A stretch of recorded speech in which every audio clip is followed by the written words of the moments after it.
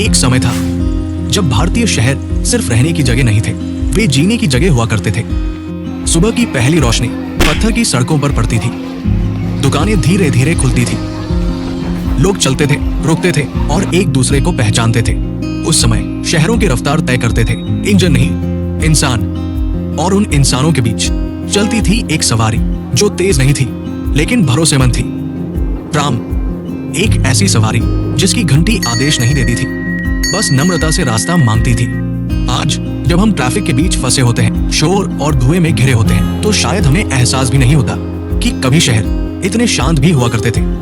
अध्याय 1। जब भारत ने ट्राम को देखा। साल था 1873। ब्रिटिश भारत की राजधानी कलकत्ता ये सिर्फ एक शहर नहीं था, ये साम्राज्य की प्रयोगशाला था जहां आधुनिक शहरी जीवन के प्रयोग किए जाते थे। इन्हीं सड़कों पर चली भारत की पहली ट्राम। बिजली नहीं, इंजन नहीं, घोड़ों द्वारा खींची जाने वाली ट्राम धीरे धीरे यात्रियों को एक जगह से दूसरी जगह ले जाती थी।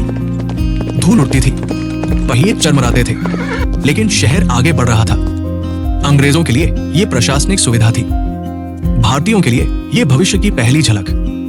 अध्याय 2। बिजली और आधुनिकता का आगमन। 1902 एक ऐसा साल जिसने भारत के शहरी इतिहास की दिशा बदल दी। कोलकाता में एशिया की पहली इलेक्ट्रिक ट्राम चली।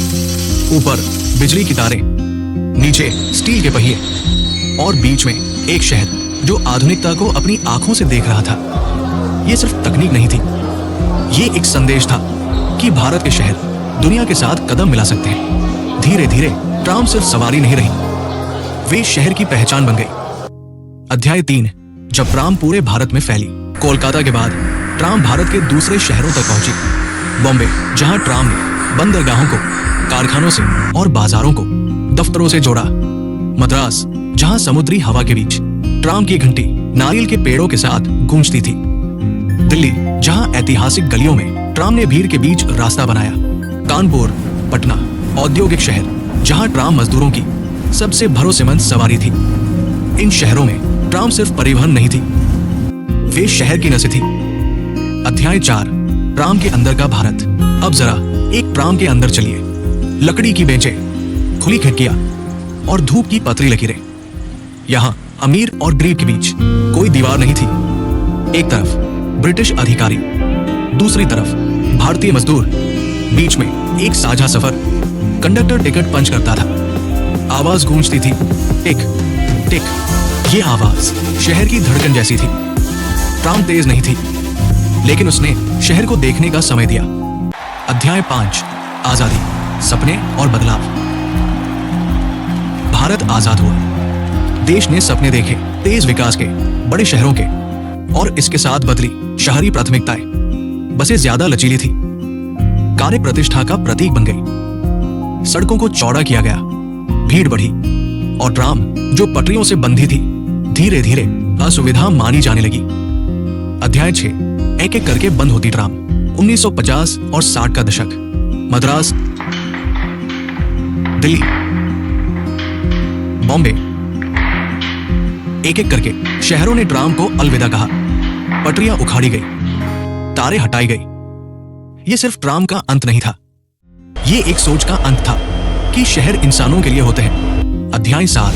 कोलकाता, एक अपवाद, लेकिन एक शहर रुका। कोलकाता, यहाँ ट्राम आज भी चलती है, धीमी, पुरानी, लेकिन जिंदा। ये शहर जानता है कि ट्राम सिर्फ अतीत नहीं, भविष्य का भी हिस्सा हो सकती है। अध्याय 8। दुनिया फिर से ट्राम की ओर। आज यूरोप और एशिया के कई शहर ट्राम को वापस ला रहे हैं। क्यों? क्योंकि वे समझ गए हैं कि विकास का मतलब सिर्फ तेज होना नहीं होता। कम प्रदूषण, कम शोर, बेहतर जीवन। समापन, क्या भारत वापस लौटेगा? भारत आज मेट्रो बनाता है, इलेक्ट्रिक बसें लाता है, लेकिन सवाल अभी भी है, क्या हम धीमी, संतुलित शहरी सोच को फिर से अपनाएंगे? ट्राम हमें याद दिलाती है कि कभी पूरा शहर एक साथ एक ही लय में चला करता था। अगर कभी कोलकाता जाए तो ट्राम में जरूर बैठिए, शायद वहीं धीमी रफ्तार में भविष्य का जवाब छुपा हो।